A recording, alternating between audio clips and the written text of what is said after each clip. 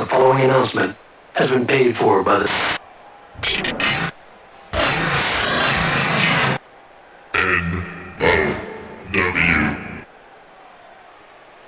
nOw. Ladies and gentlemen, welcome back to another episode of Nerds of Wrestling, or the nOw. I'm back for episode 3 with Cody. Hey. Hello. And Trevor. What's up? What's up, guys? Then, of course, myself, Travis, or Gravity Well from the show nOw. You catch live every Tuesday, every Thursday, right on twitch.tv/dose of nerd acumen. So feel free to join all of us every week. So what's going on, guys? I heard there was some wrestling events over the past week since we spoke last. Is that true? Plenty. And I think we have a few things that we could actually talk about for once regarding wrestling. Let's kick things off with one of the most interesting things. I'm going to send it over to you, Cody. There was a musical this week?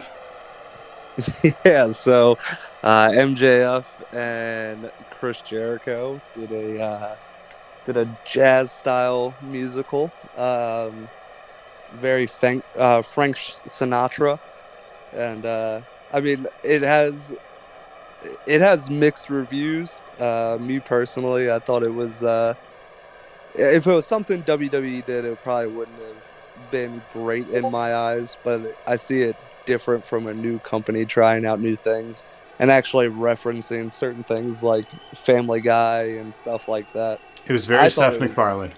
Yeah, I thought it was funny for what it's worth. I don't want to see it all the time or even ever again, but for what it's worth, I enjoyed it.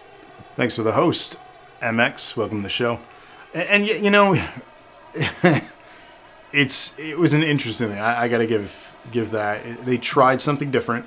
What are they doing exactly with this? Who knows? I mean, they're having fun for one, and they looked like they genuinely had fun. Was it awkward? Yes. Was it kind of condescending to the waitress? That was strange. So yes. And the other question, was it dubbed? Were they lip syncing? They were lip singing, Okay. but they were lip singing their own. Like they sang. So what we learned was somehow MJF is a much better singer than the actual musician.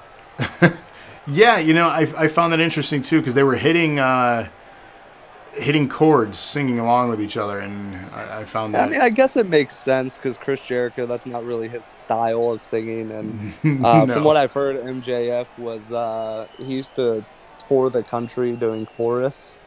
He was pretty good, but he this wasn't makes bad. sense that's more his style. Is that jazz and classical singing? That actually makes sense to him. Yeah, the lounge, kind of. Yeah. I mean, like I said, it was interesting. I don't know if I necessarily want to see it ever again. If it was WWE and people got a reaction out of it, they would be doing it literally every week for the next 6 weeks. No, and I will say I cringed the first time I watched it, and then I probably watched it 4 or 5 more times after that. And every time I watched it, it got a little bit better, and a little bit better. And then by the time I stopped watching it, I thought it was pretty good. It was very Family Guy inspired, though. That's what I got out of it. Even the ending with the steaks, where they ended up getting basically a raw steak, you know, just straight out cut from the animal right on their plate, and they're like, I don't want this. What the hell? So it had value to it. Again, I don't want to ever see it again, but it was a thing that happened in wrestling this week. Trevor, did you see it? Yeah, I watched all of AEW. I thought it was pretty funny. Not much more I could say about it. You guys went over it. Yeah. Yeah, but it was good. Like you said, don't do it like every week, but once was fine. Yeah, and I don't think they will. Maybe, but it's definitely, if WWE had done it, they would do it again, and that's a problem with WWE. When they find success in something, they beat a dead horse. Yep. And then it becomes not as cool anymore. Yeah, I mean, I think a newer company has a little bit more leeway to try something that extravagant, where a company that's been the top company for over 20 years really doesn't have any excuse if they flop that hard on something. Like something I'm sure we'll speak on tonight. Yeah. I think you already know. Starts with an R. Yep. We'll get to that, I promise. Also, in the world of wrestling, we're going to really focus tonight, if you want to know what's on the card for tonight's show, the heavy emphasis on the pay-per-view that occurred last night, Hell in a Cell 2020, and then in our main event is going to be the Royal Rumble from 1995, which was Trevor's pick for our rotating picks. I'm not certain at this point if it's going to be my pick next, if I'm going to be on next week or not. That's up in the air.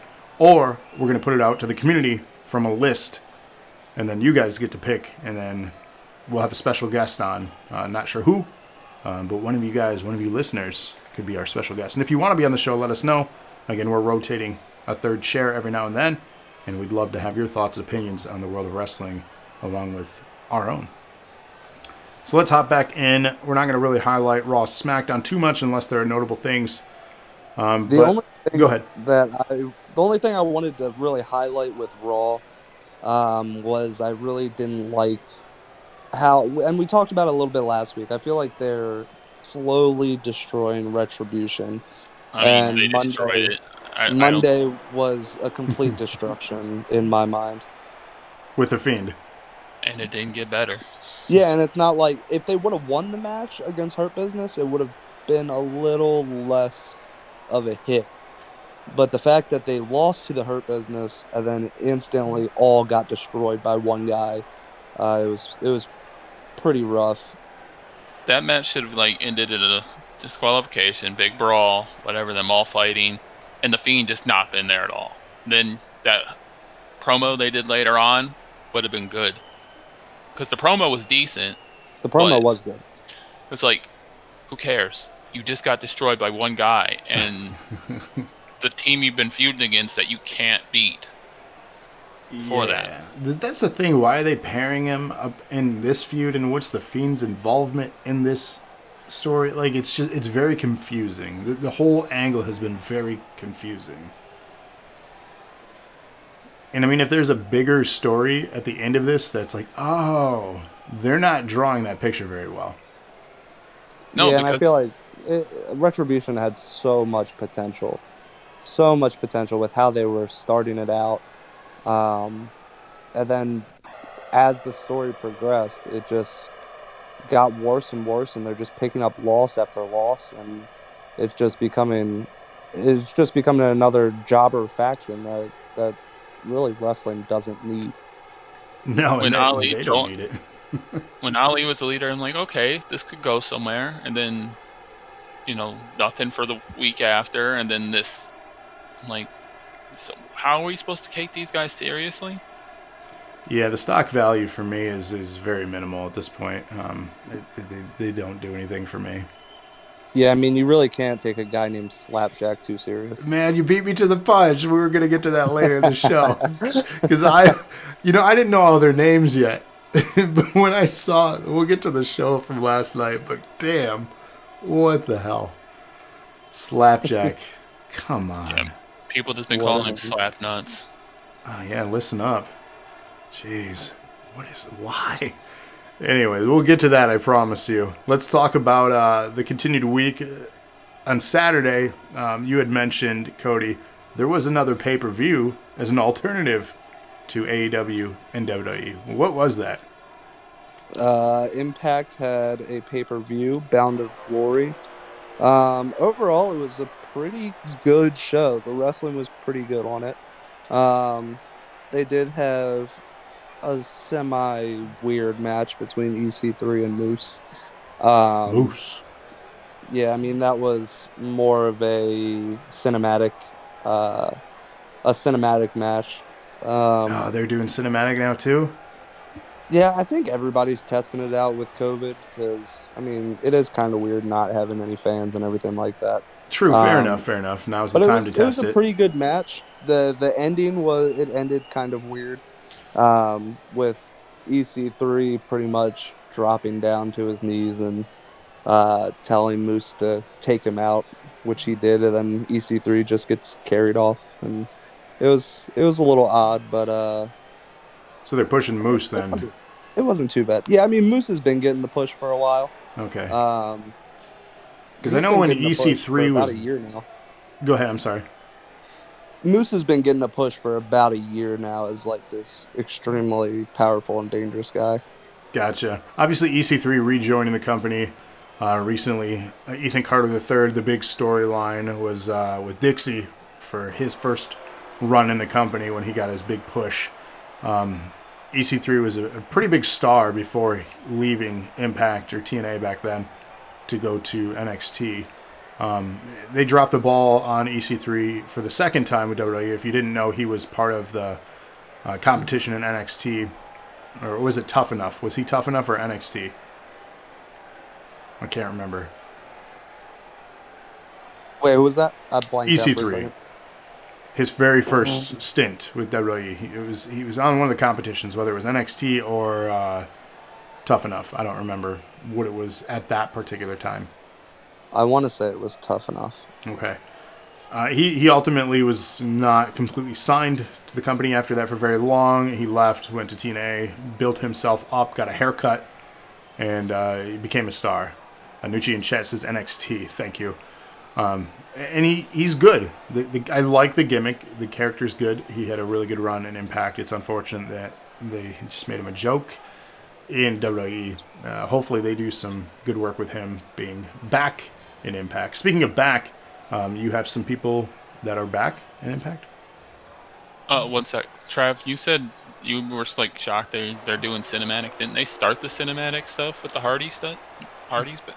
Technically, yeah. So the Hardy Compound stuff, yes. You're not wrong there. I forgot about that being, a few Impact. years. Yeah. Well, I knew it was TNA. Impact, but it was several years back.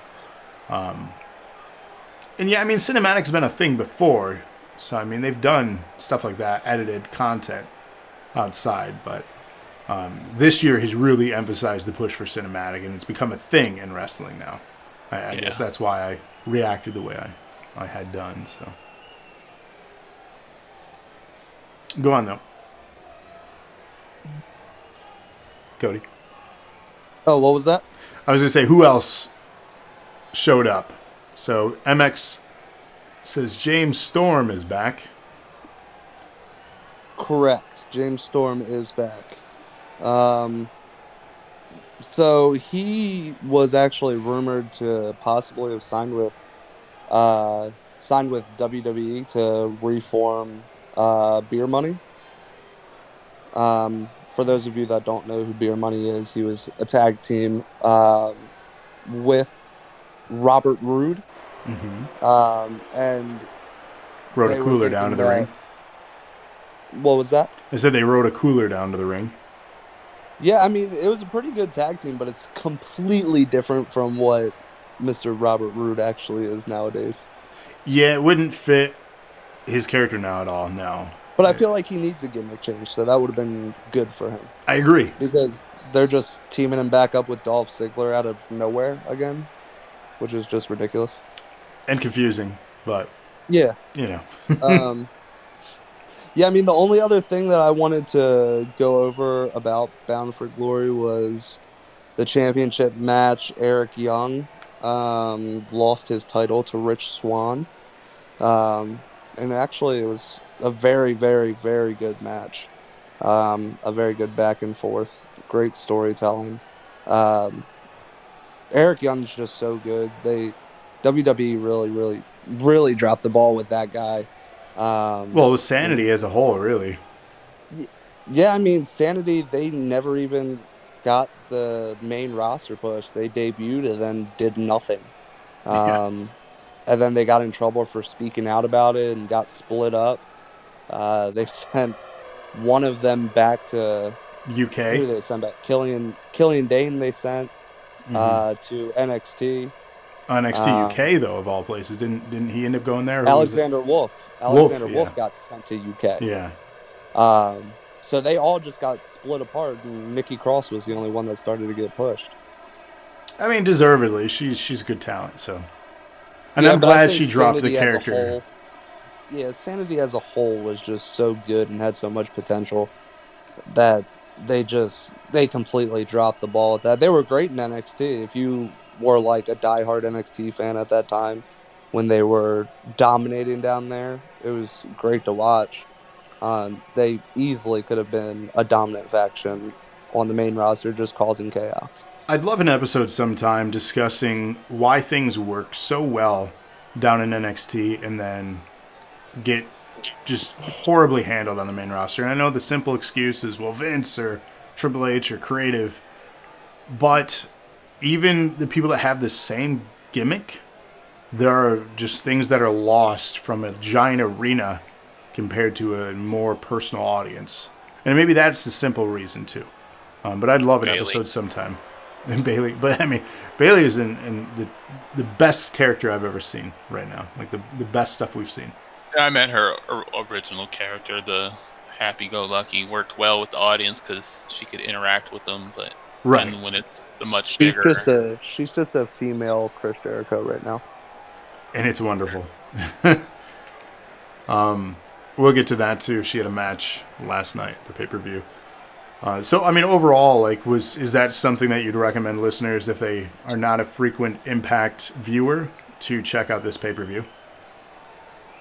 Yeah, I mean it was a pretty decent pay-per-view. If you like actual like good matches and you really don't care about getting too invested in the story, Bound for Glory was very good for that.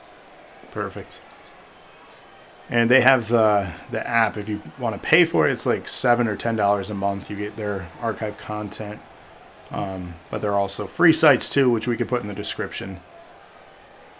But again, that takes away from the money that, well, I guess corporate probably gets. I don't know who sees the dividends from it, but do some research before you spend your money on things to make sure people that deserve the money get the money. So let's talk about last night. There was a pay-per-view. Did you guys both watch? Yep. Hell in a Cell. Now, heading into this one, we had possibly mixed emotions because of what happened at Hell in a Cell 2019. I'm pretty sure I can speak for both of you guys to say that we were all disappointed with how last year played out. Yep. So there were some reservations to be had for this one. Ultimately, I'll say now it surprised me. It was better than I thought it'd be, which is good. But was it a great pay-per-view? Let's break it down, shall we? Like DX. Go for it. very surprised about the opening match. I thought this would finish. The main event. So, R-Truth, is he in the 40s now?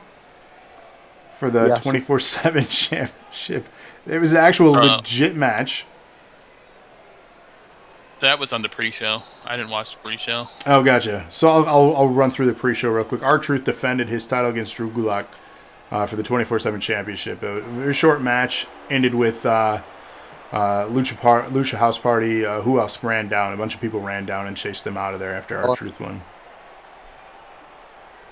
Akira Tozawa and the Ninjas. That's right.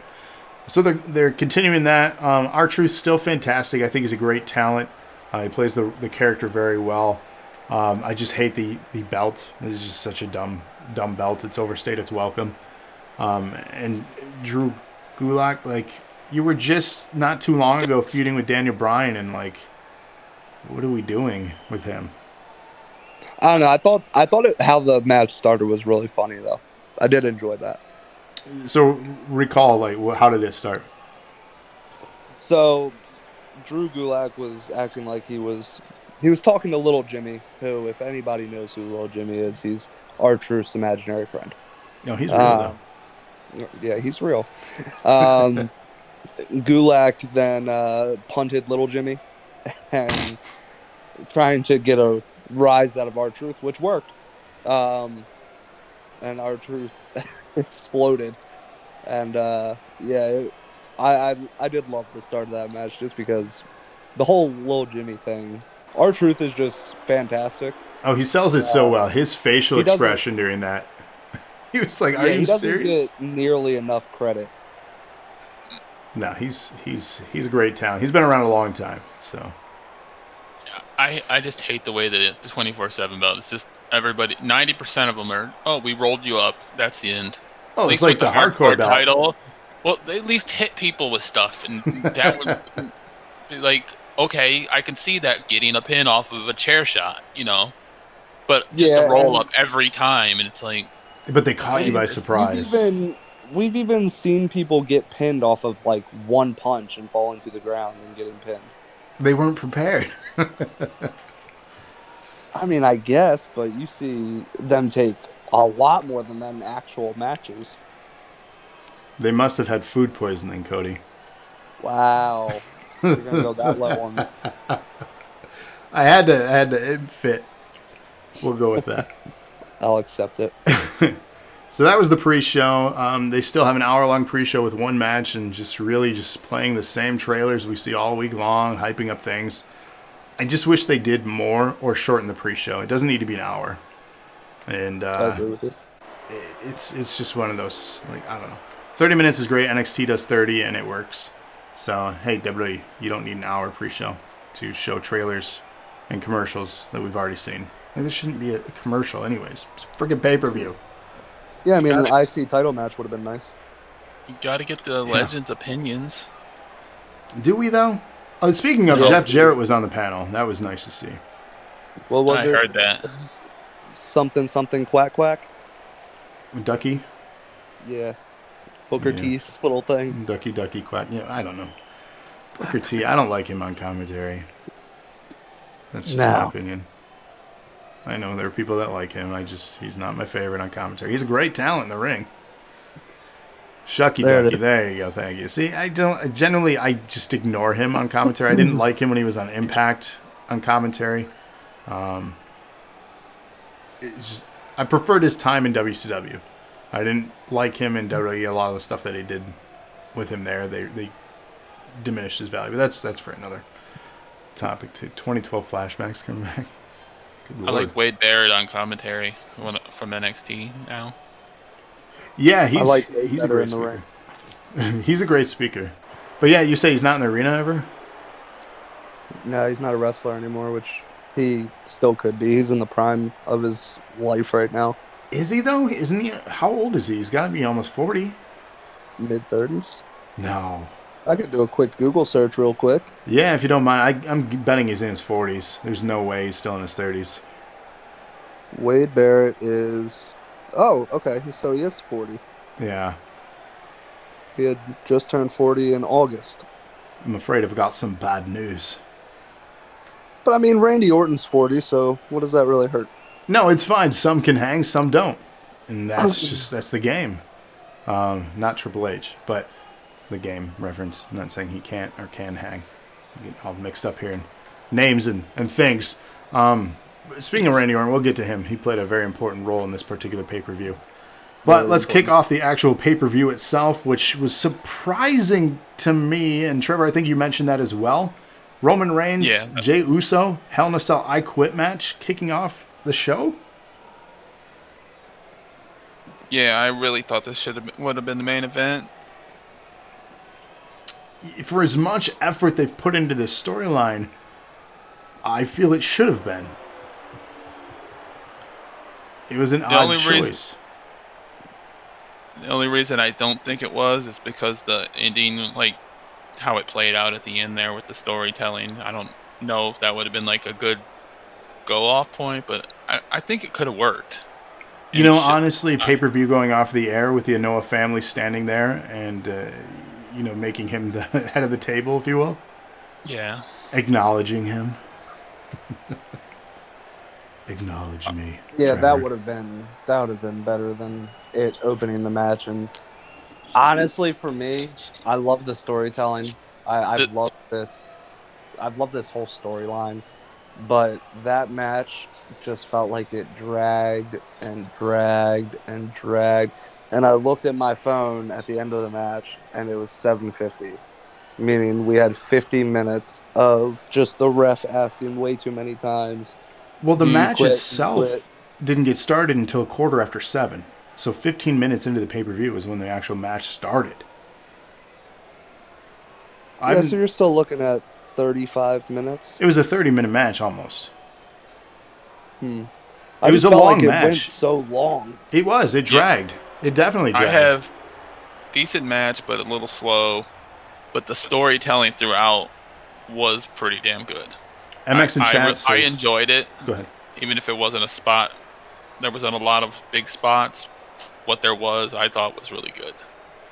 And the ending, him grabbing Jimmy, putting him in the guillotine, making his brother say I quit because he wasn't going to quit for anything that Roman did to him. That was a great ending. And then his father and uncle coming out and making him, like, giving him the lay, not saying you are at the head of the table, basically, like you said. I thought it was great storytelling. Yeah, I mean, they're going somewhere with this. They're building, and that's the thing that I'm excited about is the potential of The Rock getting involved. I want to see The Rock wrestle again. I'm a fan of The Rock. I think he can still go, and I think he is in fantastic shape to still put on a great match. Have you seen his Instagram in the past couple days? No. He is huge. Absolutely huge. Way bigger than he's ever been. He's like obsessed with his physique now. I mean, if you look back on the beginning, like the man has reverse aged. Oh, he absolutely has. But if there's anything that I think you should do after this show, it is look on The Rock's Instagram and look at his video that he just posted for his daughter's birthday of him carrying a cake. He is absolutely massive. And he's what, approaching 50? Yeah, I mean, he's up there, and he doesn't look anywhere close to that.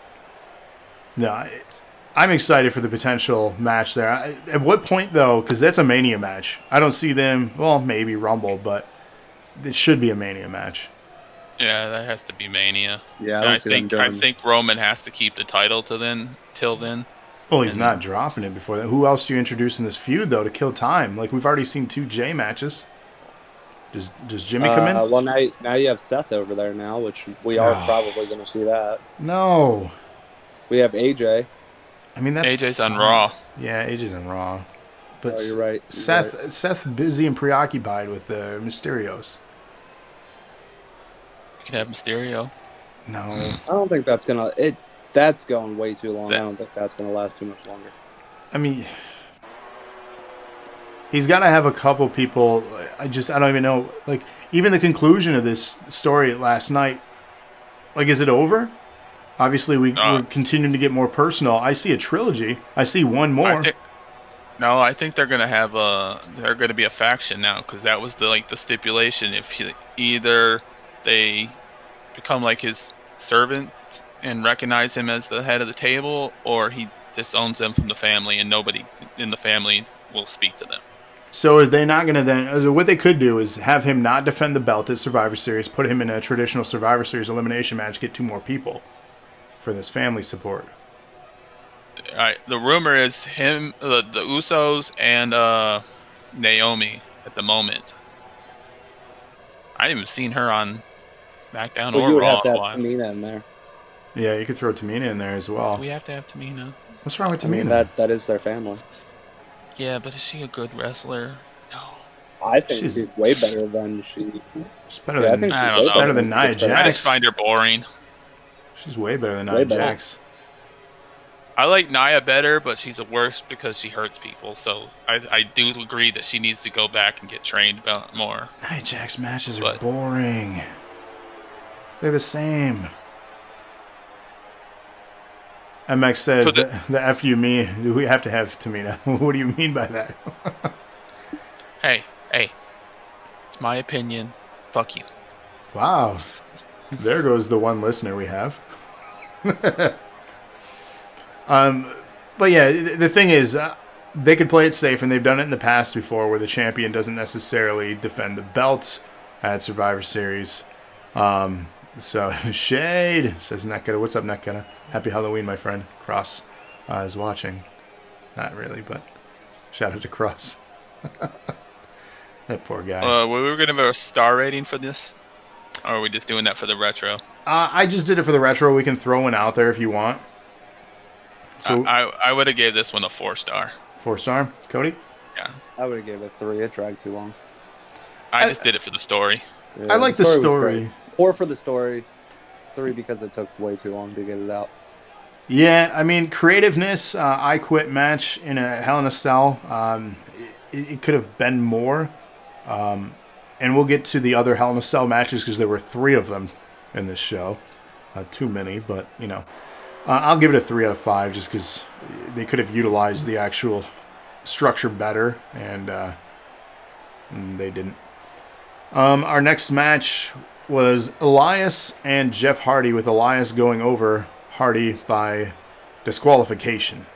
Thoughts, feelings? I mean, I think it was just because it followed the Hell in a Cell and it was just a short. Plus, they didn't build this feud at all, like, really. I mean, they had it all the months ago when he hit him with the car, but they just reintroduced this feud on Raw. Question. Do we care? No. And that's a problem. I mean, Go ahead. I think they'll keep building it so you care a little more, but right now it was just like, no, nobody cared. That's why it was a quick match and not. I mean, he lost, but did he really lose because he hit him with the guitar? I mean, that was a loud pop, too, when he hit him. I was like, whoa. I mean, I will say I haven't cared about anything Jeff Hardy has done in a very long time. I 100% agree with that. Yeah. I was one of the people that was not happy to see the Hardy Boys back at WrestleMania a few years back, because at that moment in time, I thought that it's been so long now, I'm forgetting the names. Big Cass and Enzo, they had that momentum. They should have done something big at that Mania. And it was, yeah, they should have gotten their first tag titles. Yes, at that show, and it was squashed by the returning Hardys. And I know everyone popped for that moment, but I haven't been big on the Hardy Boys as a tag team in a long time. I've been more on the side of Matt Hardy doing his best work in his career now, whereas Jeff Hardy is just kind of going through the motions. He's not really that creative in the ring anymore. Locke's correct. The Good Brothers could have used it. And, yes, at that's that true, time, Locke. I'm pretty sure the Good Brothers had already had a set of tag titles by that point. Yeah, but you but couldn't did they introduce them with AJ Styles at that point. Did they ever have a were long they the champs run? walking into it? I can't remember. Huh. We'd have to look back on that. There is the rumor that he wants to have a match against the Fiend as Willow. And I mean, he does want it. that's fine. It's interesting. I don't know. The other thing that bothers me with the Jeff Hardy things that they've been doing is why the constant stabs at his demons from his past. Like, why are we using that for everyone to emphasize a rivalry? Well, you talked about it earlier about if WWE finds something that works, they just keep going and keep going and keep going until it gets stale and everybody's sick of it.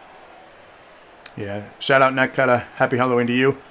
Locke says the bar. He thought the bar was champs going in. But yeah, That's a good possibility. WWE. We said that earlier. They beat a dead horse. It's just one of those things. Like, it's uncomfortable that we all know the reality. If you're a wrestling fan and know anything outside, even slightly outside the WWE as far as news, reality news, he has substance abuse issues. He has, alcoholism. Supposedly he's sober. Let's hope so. There have been many talents in the past that have succumbed to various things of this sort. Wrestling is one of those entertainment things where you see so many people dying from these types of things, and it's sad. Thankfully, he's not on that list. Hopefully he doesn't ever get to be. But the use of some of these shock value things, and then to this extent, is unnecessary and uncomfortable. Gallows and Anderson were the tag champs going into that. They were? Okay. Makes sense. So, again, basically what I'm saying here, long story short, is I'd like to see something else out of Jeff Hardy. Yeah, and I mean, I honestly don't see them stopping with this. I mean, he's up there in age. I don't think he really has that much longer, maybe another year or two. At this point, they've already gone too far. Yeah, he's only under a short... I don't know if he's extended his contract, but I know because of injury it was extended, which is why he's not on the same timeline as Matt Hardy was. So I think he just re-signed recently. Did he? Okay. I believe so. It was only like a 1-year deal. And that's fine. You know, maybe it is for the best that they keep them separated. No Offspring reference, please. But like I said, for Matt Hardy, he's doing unique things, and he needs that at this point in his career because he was always, in my opinion, in the shadow of Jeff. There were only a couple feuds where he stepped out of that. Yeah, it all depended on what gimmick he was using. Like Mentor to Shannon Moore was fun. Longer about this match than the match actually was. That's true. We'll move on. The match itself was fairly short. At best. What do you guys score it? What were we saying, Travis? I said, what do you guys score it? We'll move on from this match. I'll give it a 1, unless we want to go lower, like half star. It was there. Give it a 1. Yeah, I'll lean on a 1, maybe 2, just out of generosity, because I do like Elias. I just think it could have been better. I like Elias too, but just it was so short, and there was this. The ending was just like, okay, that's an ending, I guess. But it wasn't the shortest match on the card. That is still to come. Our next match was for the Money in the Bank contract, which at the time, heading into this, was held by Otis. Oh, yeah. Kool-Aid Man. What do you guys think? Thoughts? I wish they'd have kept it on Otis, and he would have cashed in for the tag titles, because that would have made sense for him and Tucker. Or they were together, whatever the hell his name, Tucky. Yeah. They would have made sense. And we hadn't seen that before with the Money in the Bank. Usually it's for the main title, but... And you brought that up on an episode, I believe, didn't you? Maybe. If you didn't, you should have, because I know it was brought up. We talked about it. Yeah, we talked about it on the first episode. Okay. Which, that I think was the first time I'd ever even heard of that being a logical idea. And I was 100% for that when you had mentioned that. But that's not what happened. What happened? Yeah, I mean, I enjoy this. I really don't like... I really didn't like Otis as Money in the Bank, unless they would have gone with the tag titles. But then again, I would have thought about it the same way I did a couple weeks ago, that it's ruining the credibility of the Money in the Bank briefcase. One thing I didn't like about this match was how they broke up another tag team when they're already desperate for tag teams. I mean, they already broke up because Tucker's on Raw and Otis is still on SmackDown. Yeah, but this finalized it. Yeah. Yeah. I mean, Tucker striking Otis with the case and making him lose the case to The Miz. That ends it right there. Officially. Don't get me wrong. I love The Miz. Think he's great heel, good wrestler, and I hope he does cash in and actually gets another title run. Oh, he better. But who's he going to cash in against? Orton is the only one that makes sense, because I don't think they're taking Roman's title away anytime soon. No, it would be Orton. Well, here's the thing. He doesn't need the title. Spoiler for later. Yeah, I was going to say, we'll get to that. Here's the thing, my thought on it, since we're talking about Money in the Bank. I agree. I don't think they're going to utilize it with Roman. They have another whole direction planned for that. He's not going to get involved there. What I do think is that Miz is going to get involved, and it's going to be around the time Edge returns. And that's going to be some trifecta of a rivalry with those three. And I'm all for that. MX says, I'm all for the Miz Money in the Bank. Last reign was overshadowed by Rock and Cena. Yes, it was. Yep. 100%. I remember that so well 10 years ago. The sitting in the truck with all the screens, the Nas promo for The Miz heading into the match. Like, it was fantastic, well deserved, and that's the last time he had the belt. I'm ready for this again. The man's a workhorse. He's been in the company over 16 years. He's one of the most tenured on the roster. If anyone's surprised by this, that is a fact. He deserves this.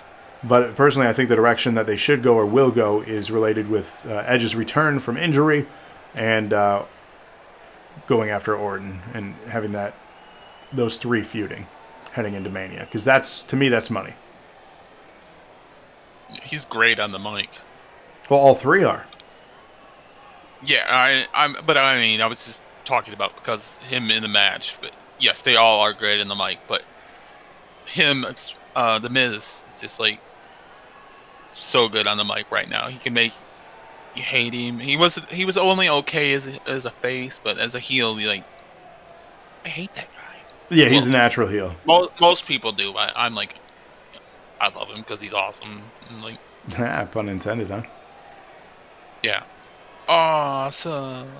Yeah, he's great. No, he's a better heel than a face. I agree. And again, I just hope they do the right things here, and they did the right thing. Personally, I don't think Otis should have gotten the Money in the Bank briefcase. I was speaking with Lana last night doing the pay-per-view on that. And she had said it just to give him credibility and a push, which makes sense. Let's hope this storyline gives both Otis that continued push, especially with losing everything that was getting him the push, and then Tucky, if that's the name we're going to continue going with. Hopefully this does something for him, but I'm going to say probably not. If it's my... I don't even see how he got a push from it. He didn't do anything. He never even teased cashing in, really. No, but they sold a lot of merch. Yeah. That shirt that's Body by Steak. I want that shirt. He did kind of tease the cash in with Braun, and then just told him, just kidding, and walked away. The only real time. But that was it. That was it. They kind of wasted months and months and months of Otis's Money in the Bank. You could have had somebody how he won. Cause you could have had somebody like AJ Styles have the briefcase and actually do something meaningful with it. Yeah, they dropped the ball on Money in the Bank as a whole this year. That's really the ending story to this. Now this is their last shot to make it worthwhile by putting on The Miz. And I think it's the right choice at the end of the day. I give the match a 3. Oh, you're generous. Well, I like The Miz, and hopefully he can do something with the belt, the briefcase, not the belt. Well, hopefully he can do something with the belt, too. Right. I give it 2, maybe a 3, just because of bias, because they made the right decision. But the match itself, other than the ending with the betrayal, it's not memorable. Yeah, I agree with you. I'd give it a 2 or a 3. I'd push straight down the middle for a 2.5 because I do like what they did in the match with the decision, giving it to somebody that actually might make the case meaningful. But overall, the match wasn't anything that's going to be talked about for a long time to come. No. No, definitely not. Plus, I wasn't a fan of the build-up with the court and all that. No, it was cheesy. Yeah, it was super weird. Everything Morrison's been involved with since he's been back has been cheesy. Which is so unfitting of who he is and what he can do. Hey. Ho, ho. This conversation has got to go on to the next match. Speaking of memorable, one that will be memorable, I feel, for a long time. Hell in a Cell for the WWE SmackDown Women's Championship. Champion Bayley going in against challenger Sasha Banks. I put down for this one because match of the night, and I had a question mark so far. But match of the night for me, easily. I agree. This one. I agree. I was all in for this feud and rivalry. The storyline is great for this match. The wrestling was great. The two meteors into the cage looked brutal as hell. Into the chair that sent on the sunset. God, what the hell is the name of that flip. one? Yeah, the sunset flip into the chair that she took. Speaking of Sasha, wow, the kendo stick usage.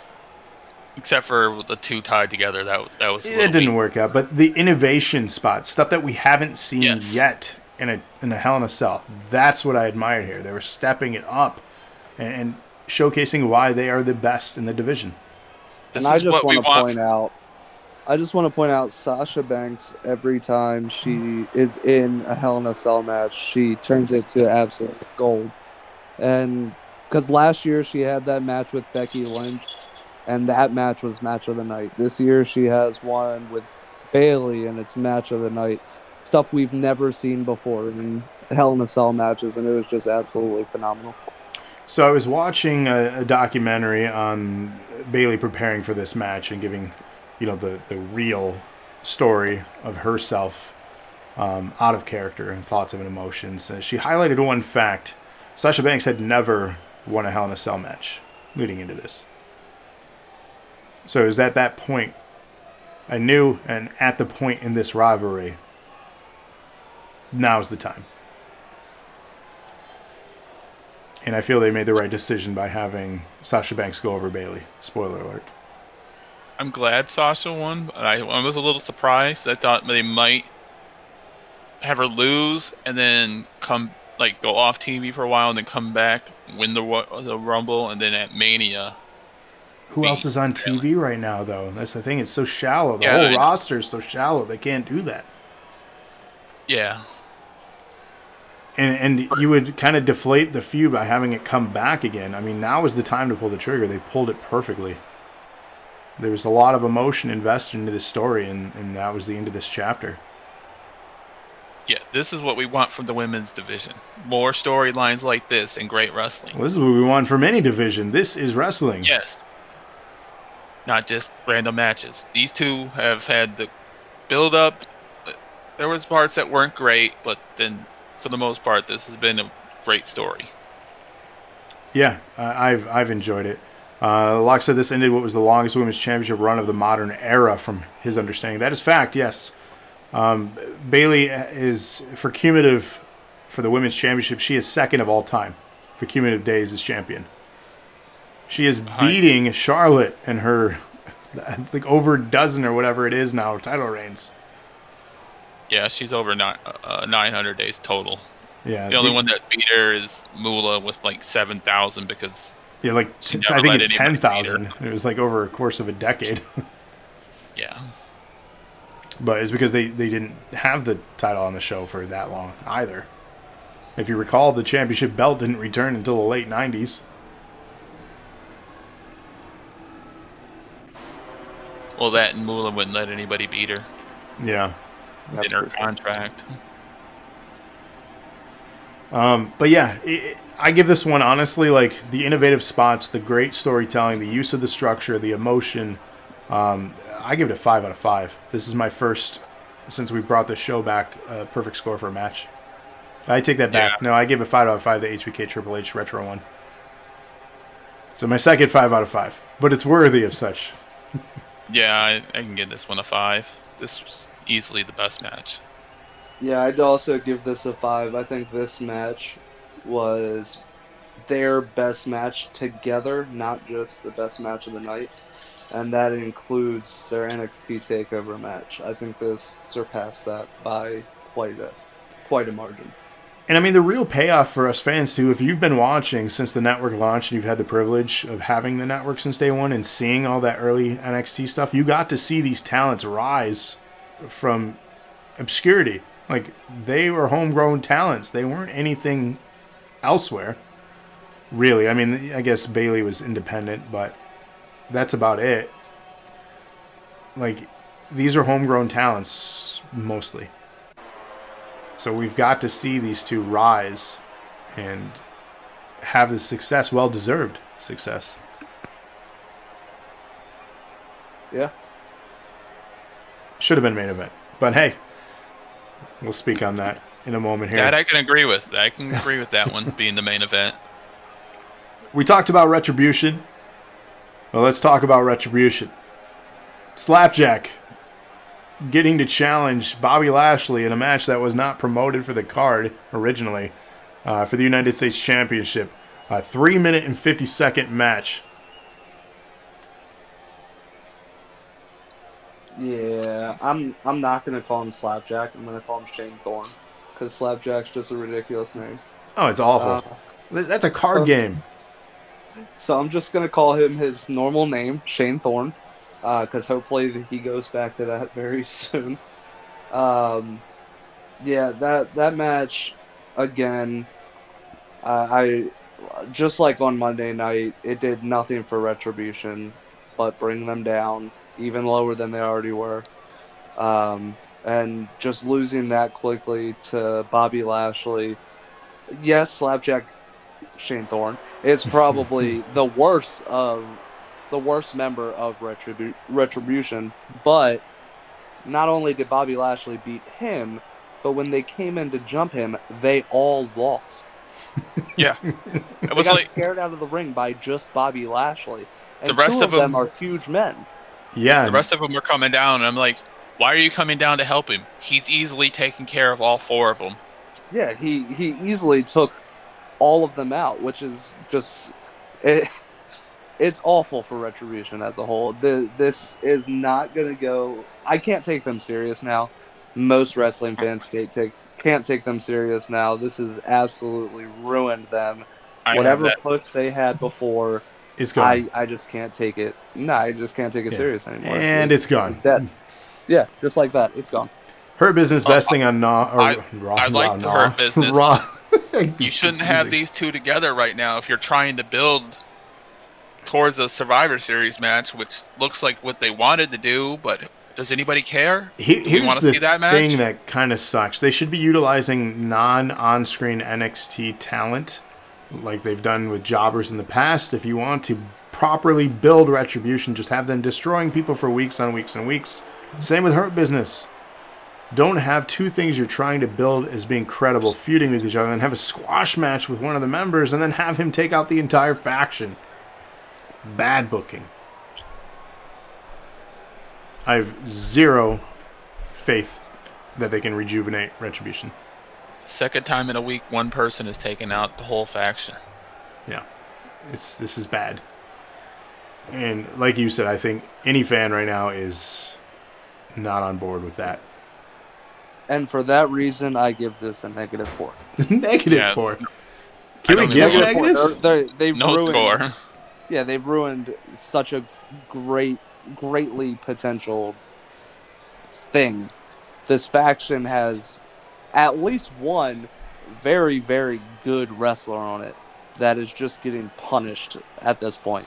Dominic Dijakovic should not be losing this bad. Oh no, he's had some amazing matches down in NXT. Him and Keith now Lee, Yeah, he's just done. phenomenal. that match, specifically that match with Keith Lee, he really showcased his talents. They both showcased their talents in that match. Yeah, so I stick with my -4. You know, I was going to have us just sticking to 1 through 5, but I'm going to give a 0 myself. I awarded no points, and we're all dumber for having watched it. Yes, and thankfully it was only Yeah. 3 minutes and 50 seconds. We spent more time talking about it than the actual thing was on the air. So let's head into our main event, which was Drew McIntyre against Randy Orton for the WWE Championship inside Hell in a Cell. Thoughts? It was a good match. It was just very slow in the beginning.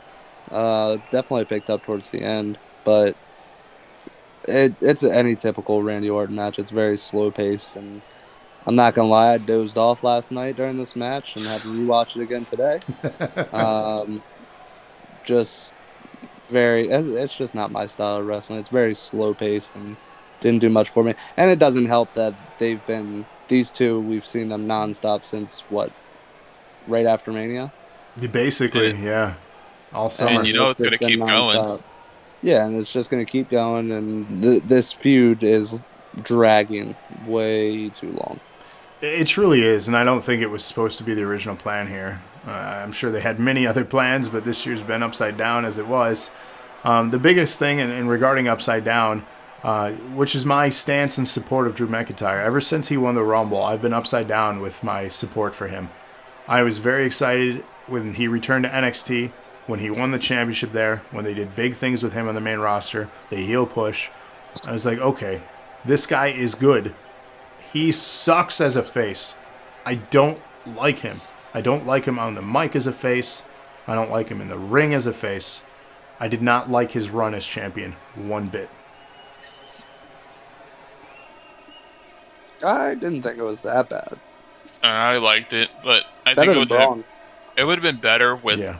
if there was crowds there to cheer him. Actually, I mean, it's been a little better with the Thunderdome, but without people there, and there was just no pop. And Even with people, he's not a good face. And I mean, I think he's a good face, but he's just talking to the same heel over and over, and they're doing the same stuff every single week.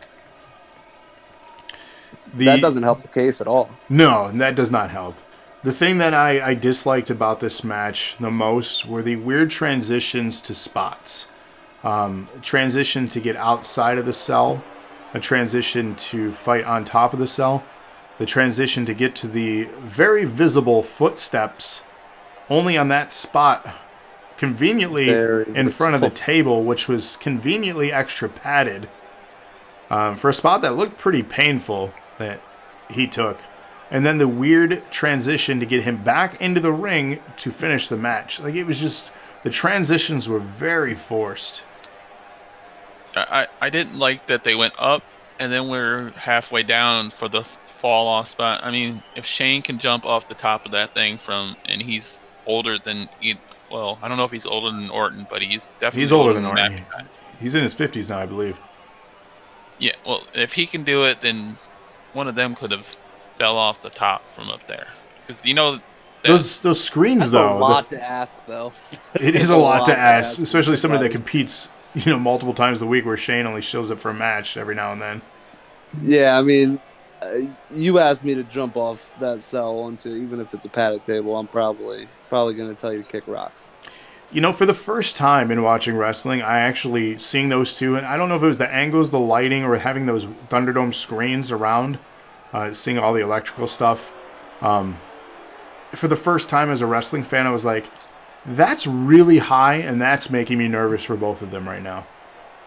Like, I never, ever felt that emotion, because I felt it was always controlled, with quotations.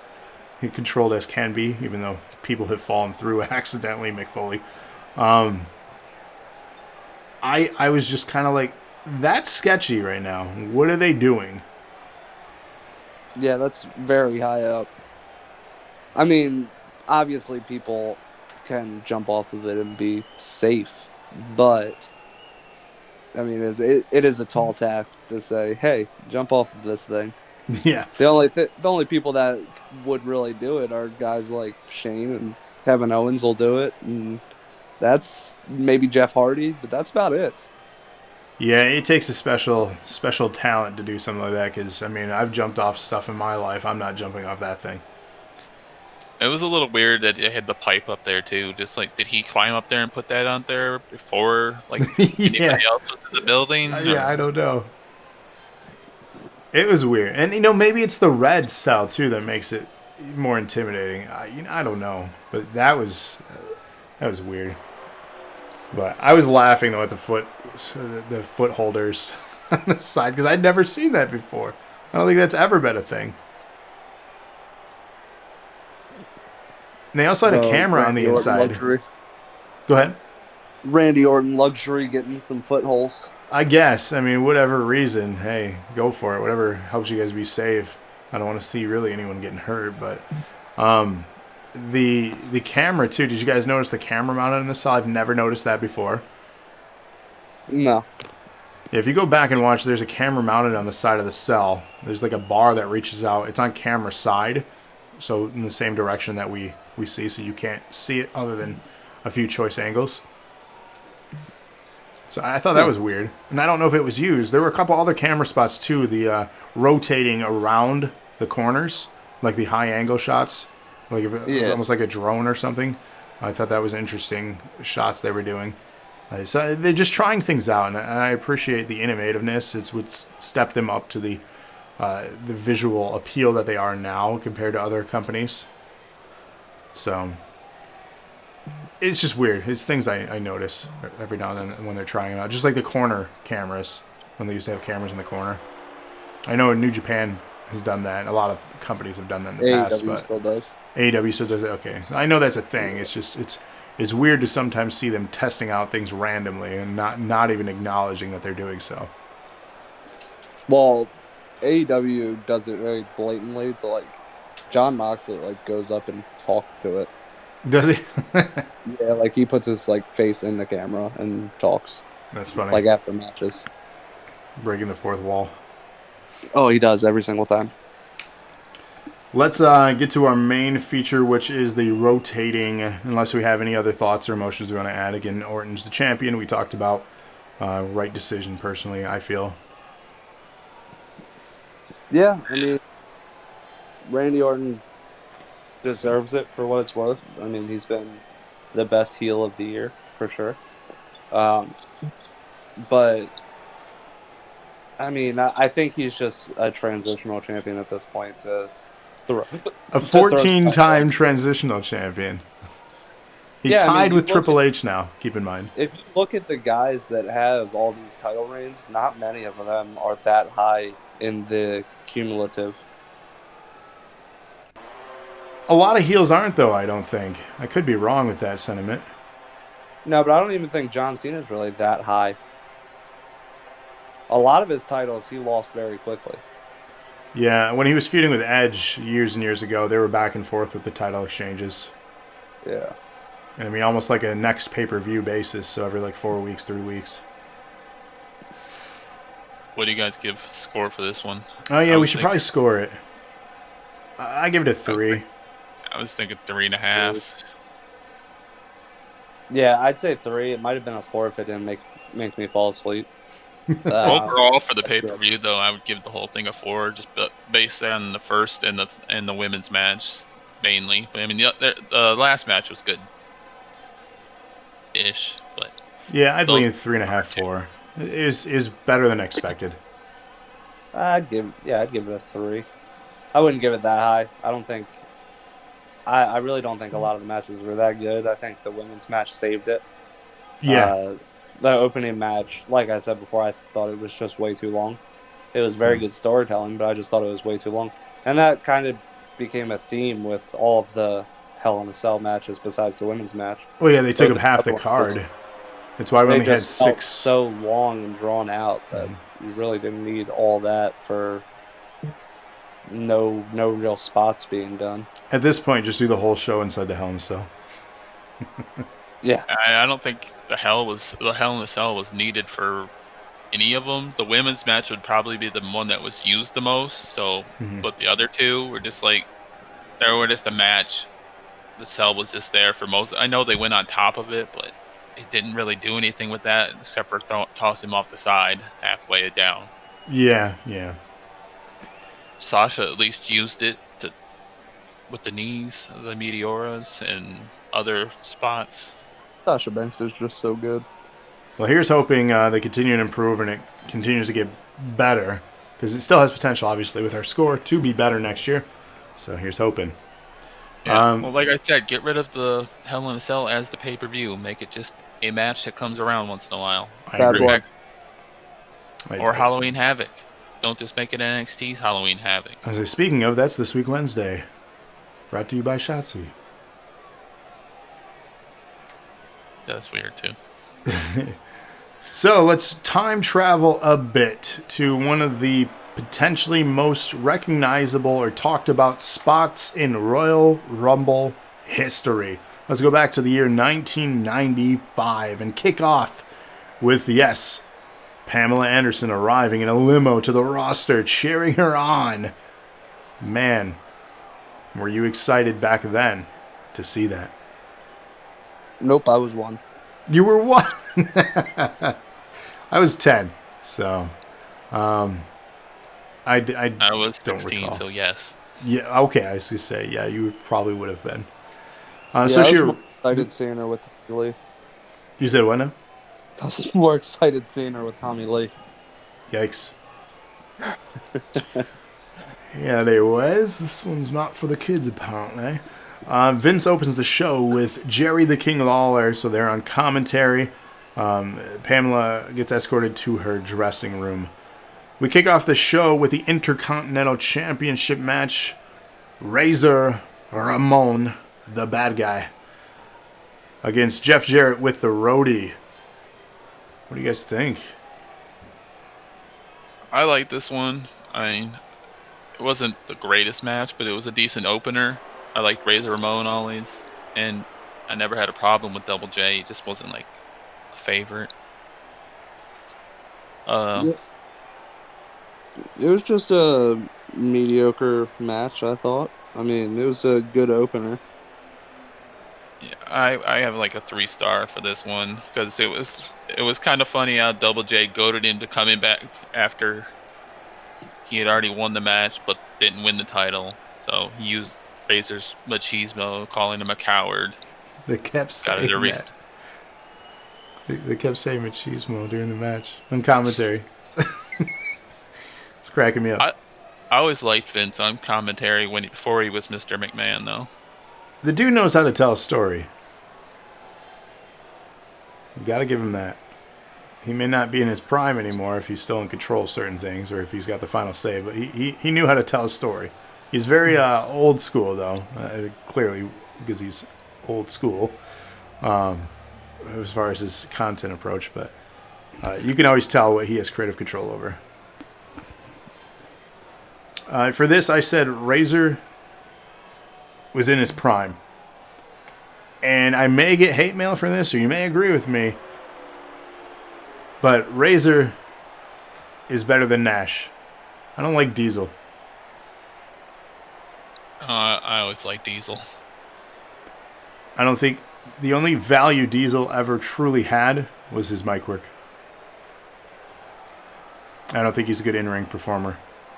I don't think either of them were really that great.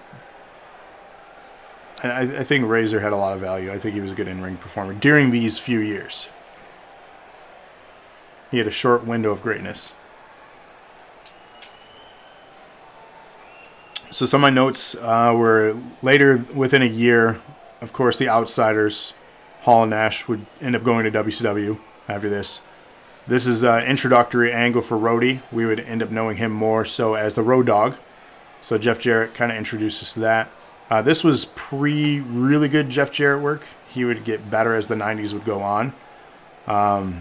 This was an era of wrestling where we put a lot of work and emphasis into good managers, which is something that we don't value enough anymore. Thankfully, we still have people like Paul Heyman. But managers are far and few between now. The showboating work of Jeff Jarrett was prime in this era.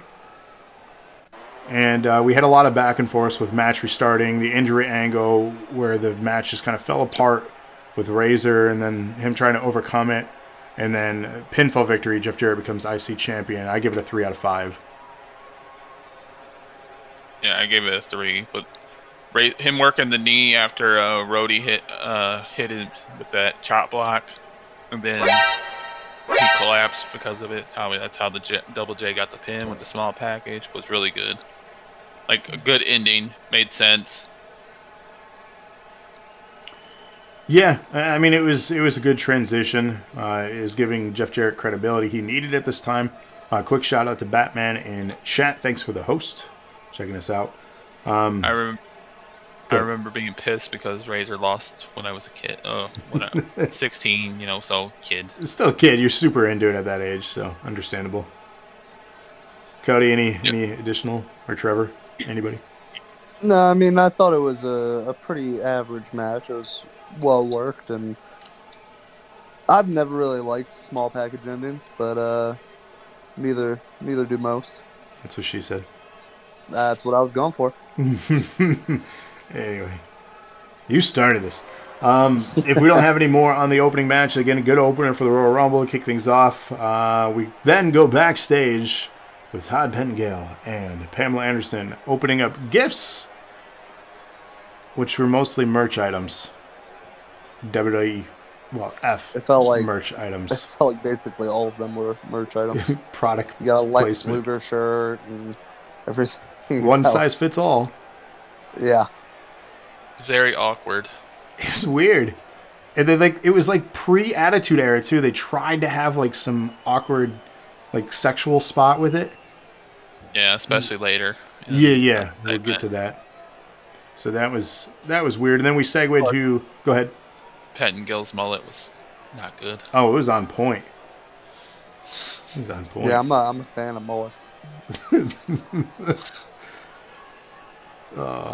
We then go to, speaking of mullets or bad hair choices over the years, Double J celebrating his win. He had a nice interview for that. So again, more showboating, emphasizing his character. He had a back and forth relationship. Say that? What? He said he had to go see Pam Anderson. He didn't have time for the interview. He did. He's had a back and forth. Again, this is funny too because Jeff Jarrett was on the panel, Hell in a Cell, so now we're talking about Jeff Jarrett again. It's like it's a weird full circle thing. He's had a weird working relationship with WWE. For those that don't know, he went back and forth between the two companies, and then he was the founder for TNA Impact, and he even at some point took Kurt Angle's wife, ex-wife. So, yikes. It's fun to read about that stuff. Say that again?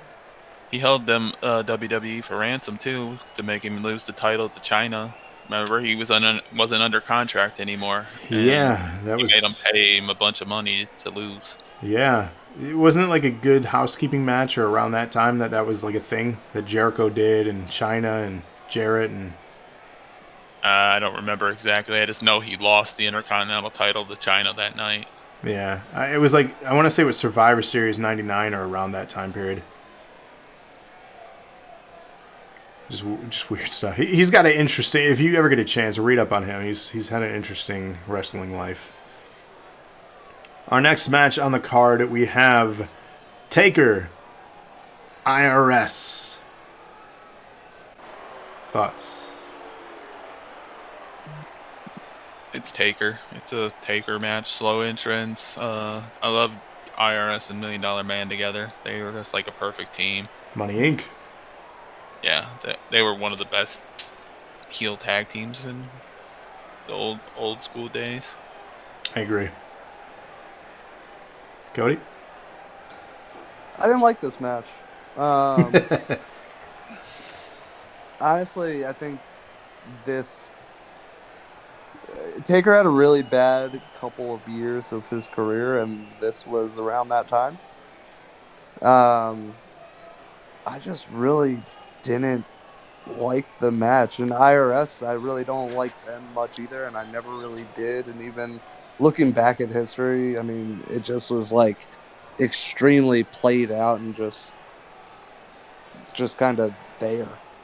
And I know.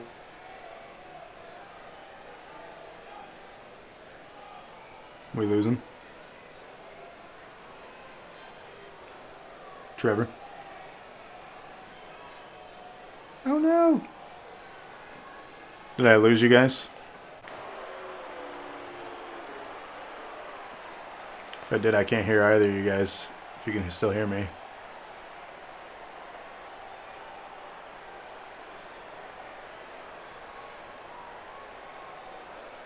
Rejoin, exit out, join back in Discord if you are still able to hear me. While you're testing out that, just chime in if I can hear you. I'll give my thoughts on this while we're testing you out so we don't have awkward silence. Hello. Yep, you're back. All right, go ahead. All right, where did we leave off there? You were just saying you just weren't pleased with this period of time for Taker, and then you fizzled out. Oh, okay. Yeah, I mean, this period of time for Taker, I really don't think was really great for him in any sense. I really didn't think his gimmick was that great, and this match just felt like a mess. IRS isn't that great as is. And then you add King Kong Bundy to the mix, and it was just cluster.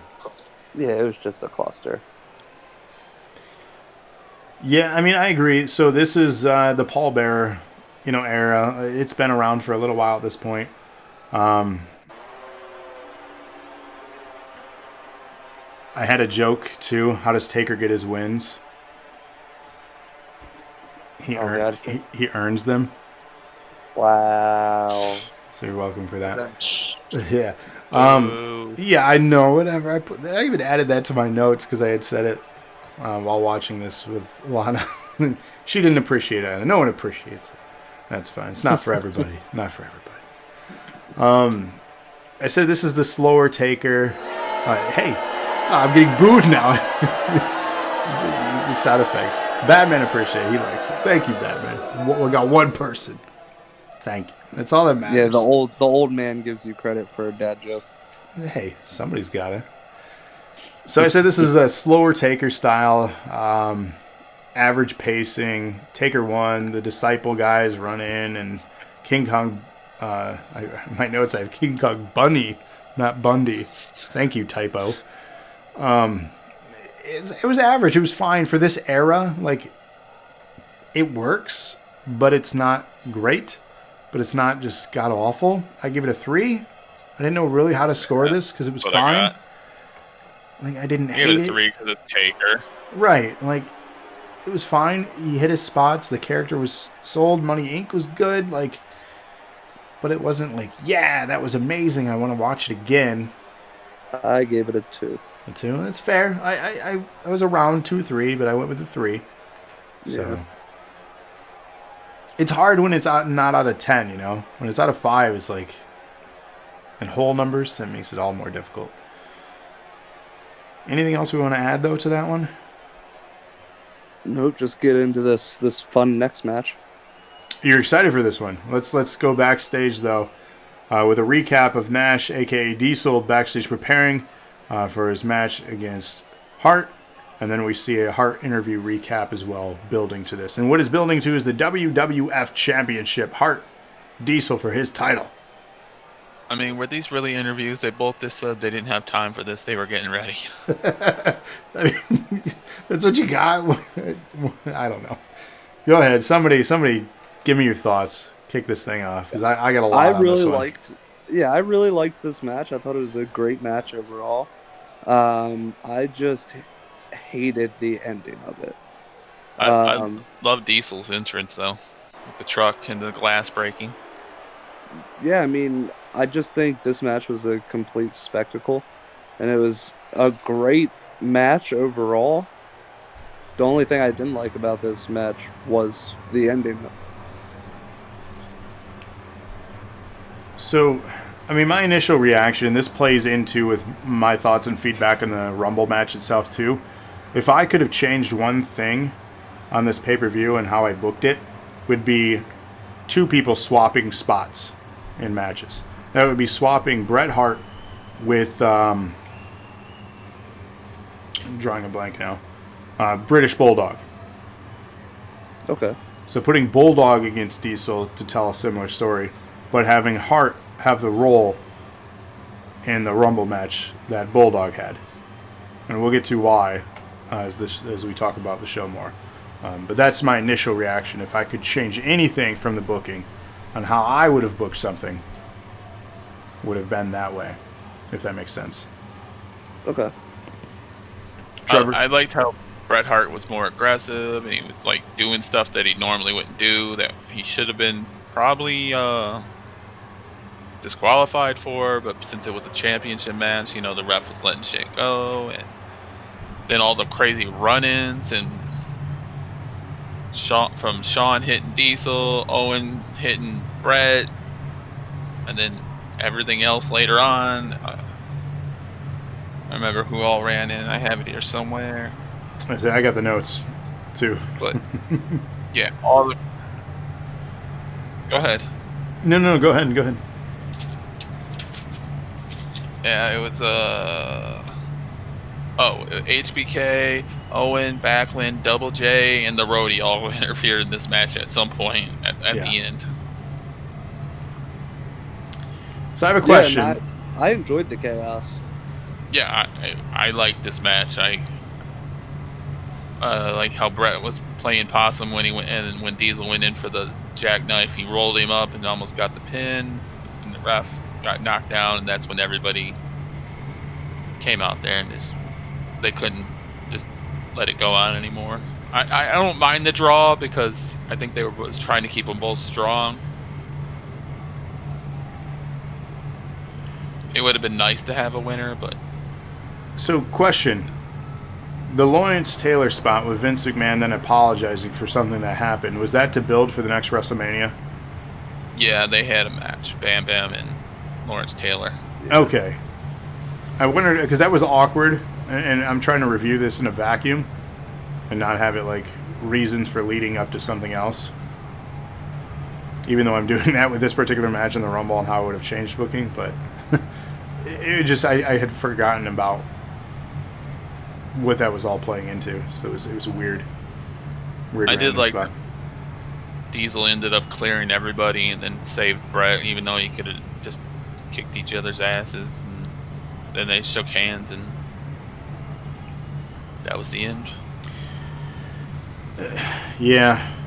So here's my notes that I have. I said it was a normal slow Nash type match. We already know my dislike for Nash, so Bret Hart with his traditional technical wrestling. He controls the pacing, showcases his worth, while Nash just plays the big man role in this thing. I said HBK runs it on Nash. Obviously, they continue their feud. The match continues after running. Owen then runs in to attack Bret, ruin his advantage he had. The match must continue. Bob Backlund, Double J, HBK, Owen, Rhodey, Pandemonium. The bell rings. Ref and management clear the ring, and then they have that just... it's a draw, and then the two opponents who are battling are just, like you said, just standing there and just kind of acknowledge each other. It's just, hey, no disrespect, it's done. I just felt this weird. I know why HBK, Owen, and Backlund were there. I don't remember if Double J was feuded with any of them at the time. I don't recall, and why would he if he just won the belt, the IC belt? Yeah, because he had been feuding with Razor, obviously. Right. So, like, it was a weird... Maybe it was just to set up stuff later, because I know Double J and Diesel fought, because I watched that match at a house show.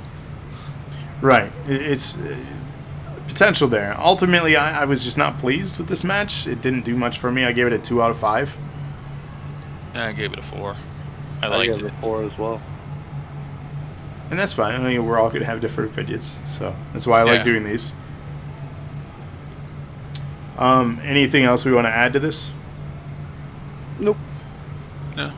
Let's go backstage then to the changing room where Pamela Anderson's changing and awkward of handing clothes to her. So again, that tension kind of thing they wanted to do here for whatever reason. Have a guest. Pre-Attitude Era. Yeah, very pre-Attitude Era. It's just weird. It was weird. Attitude Era, she'd have been in her bra and panties on camera. Yeah. With Lawler going puppies.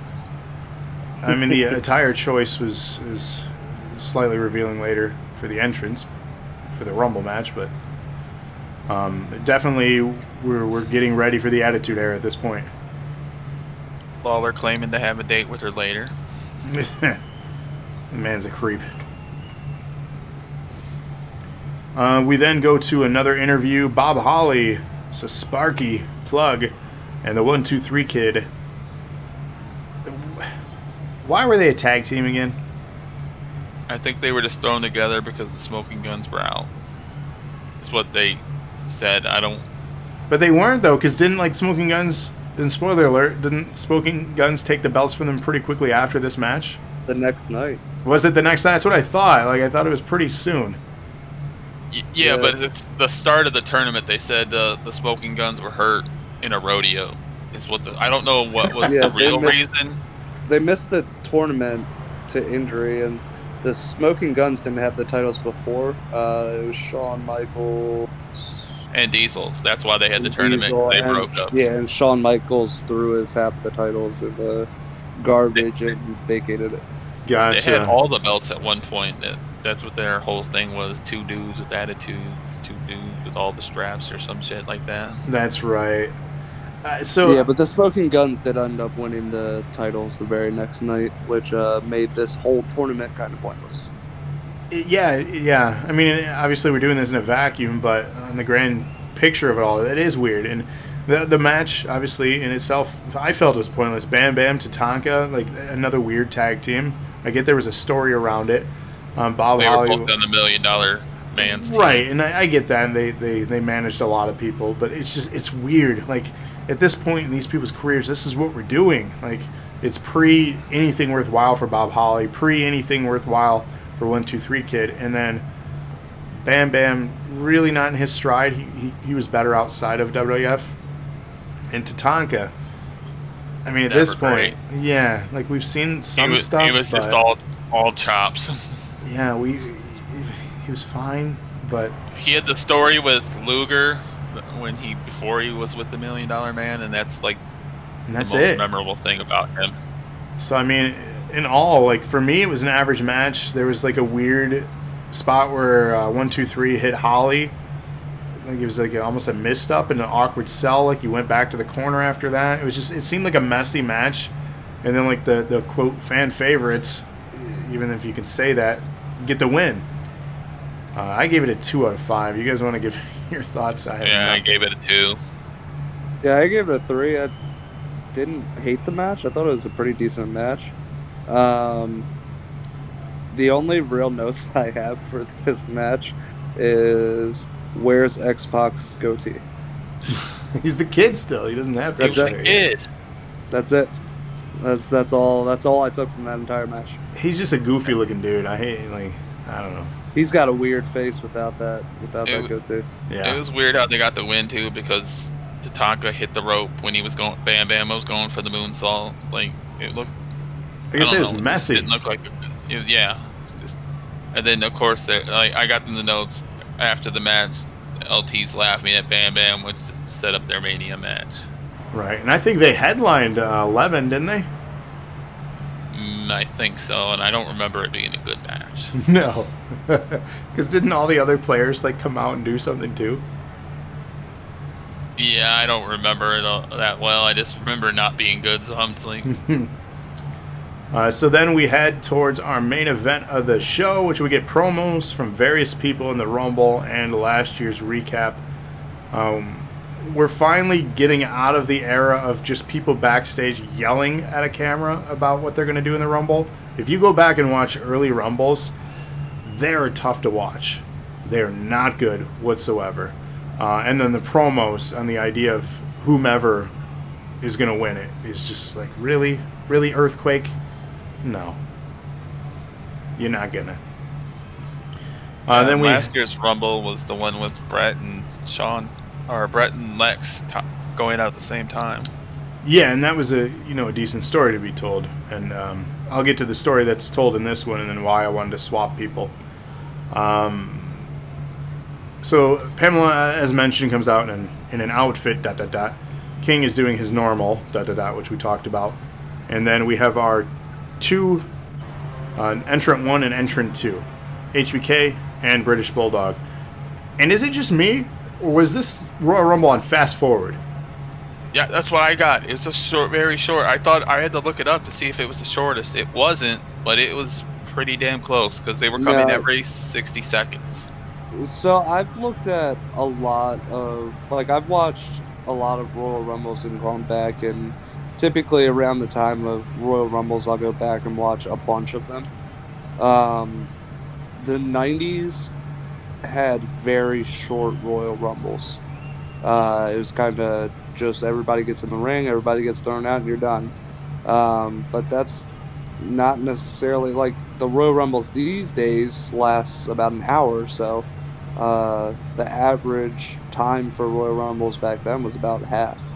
As I say, this clocked in around like 38 minutes or something. 38 minutes, 41 seconds is what they have officially down. That was crazy fast.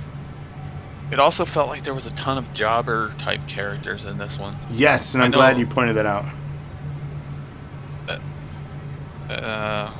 Like, so many people, like, well done.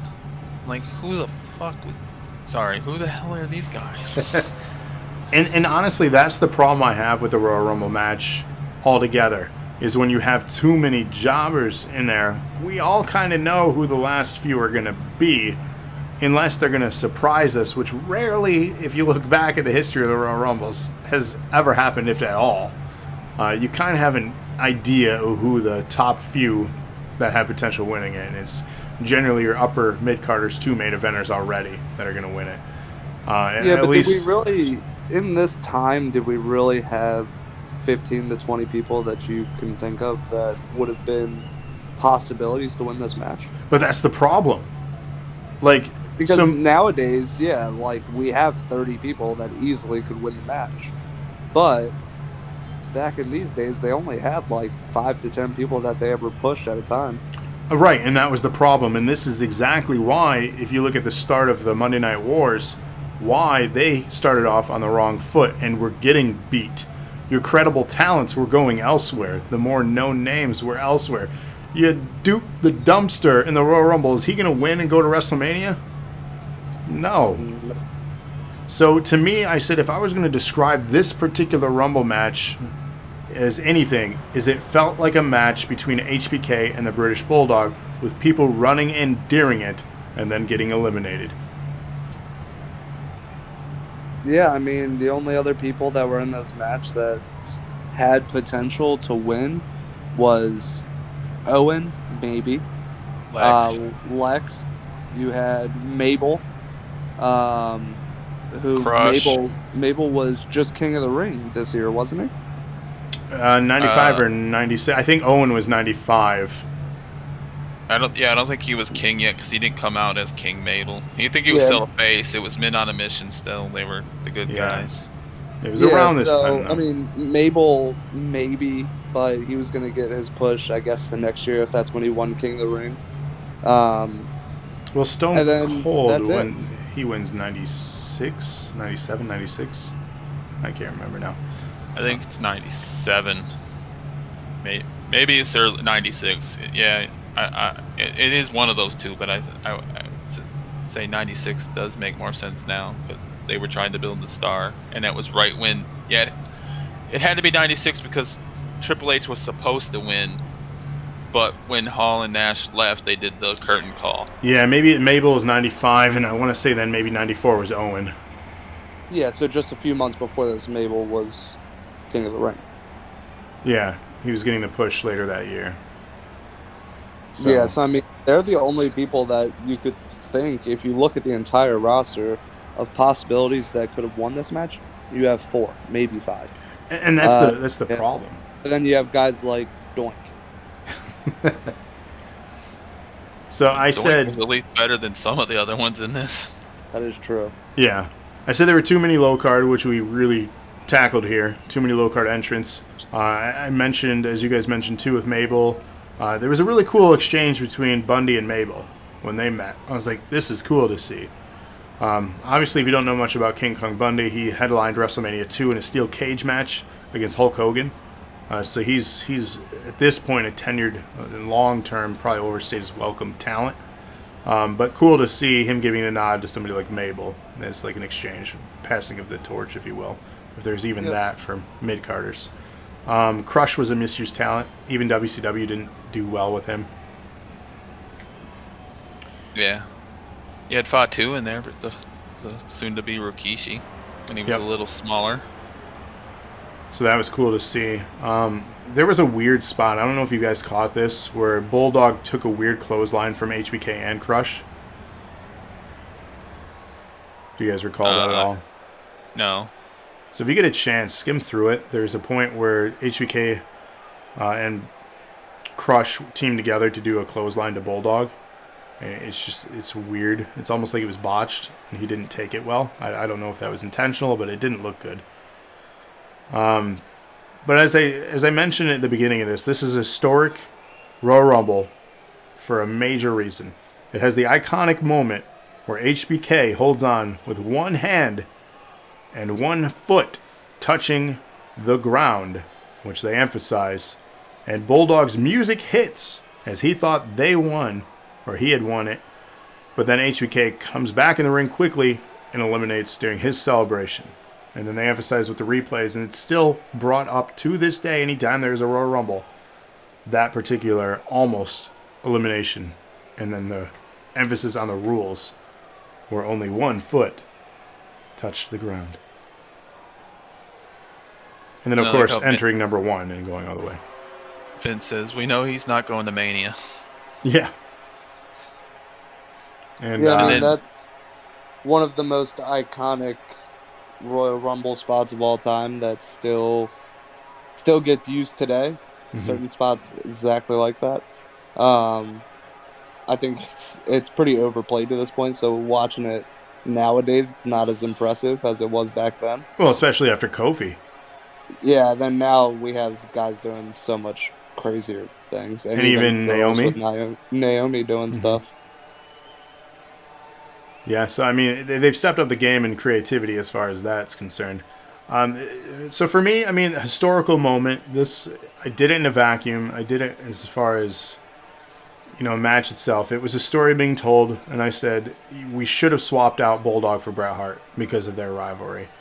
But if I have to do it in a vacuum, I give the Rumble itself a 3 out of 5. It could have been a much better Rumble, but it wasn't the worst one I've ever seen.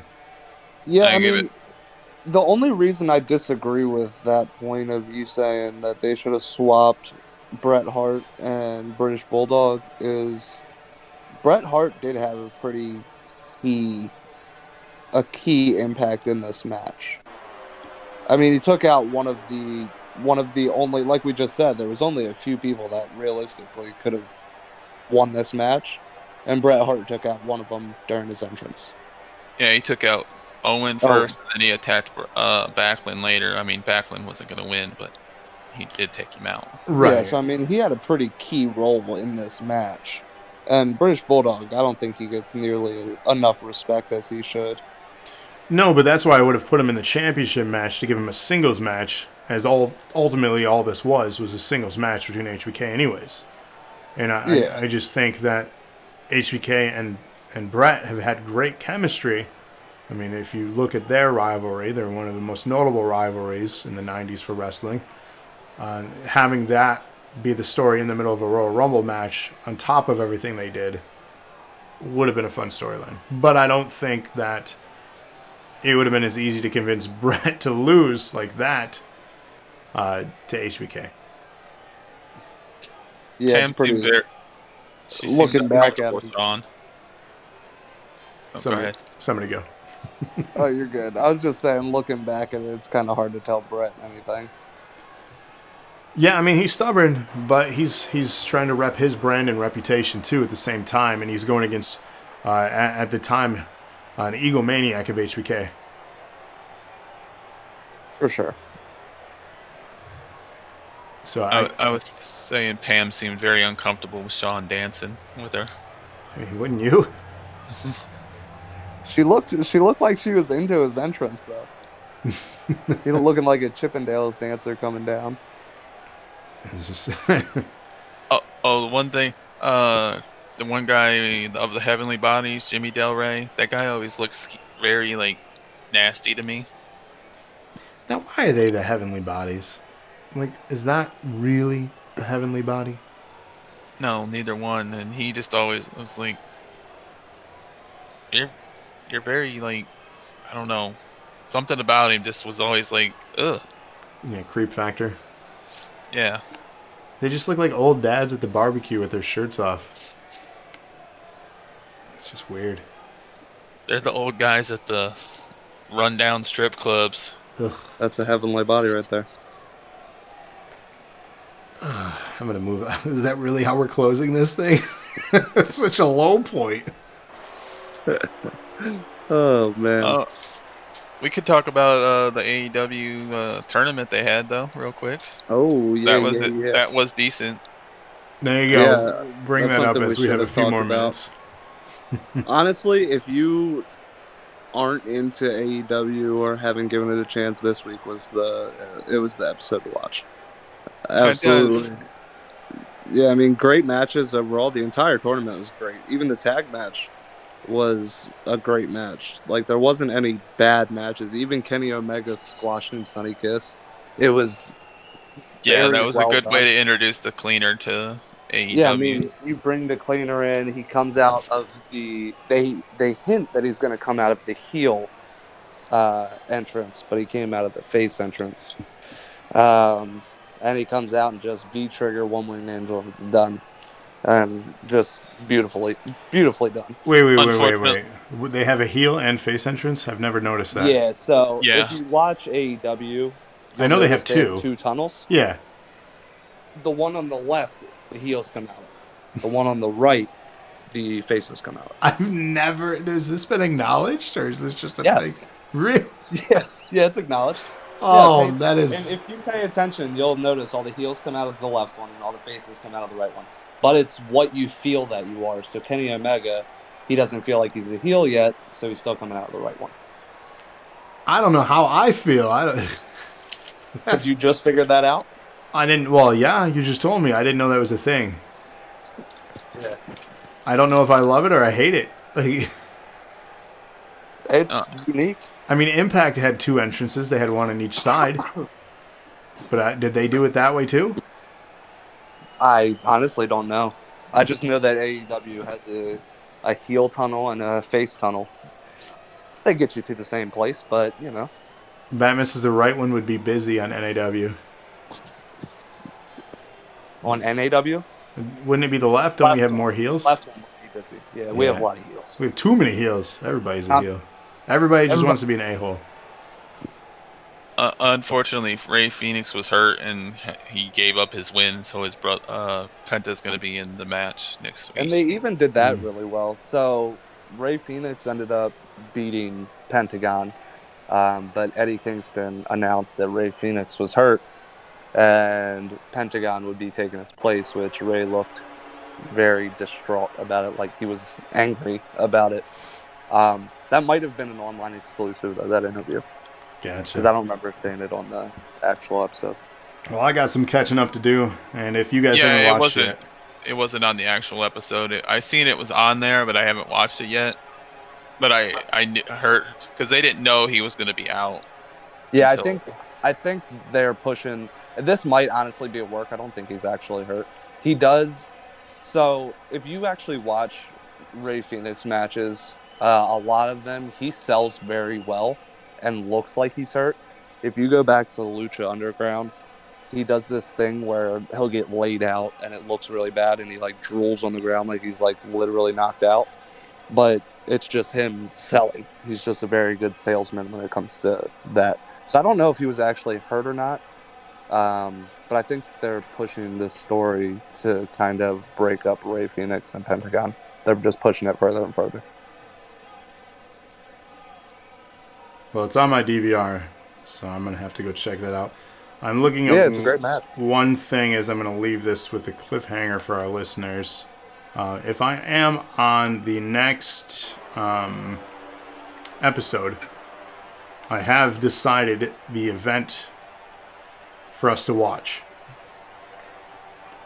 I'm intrigued.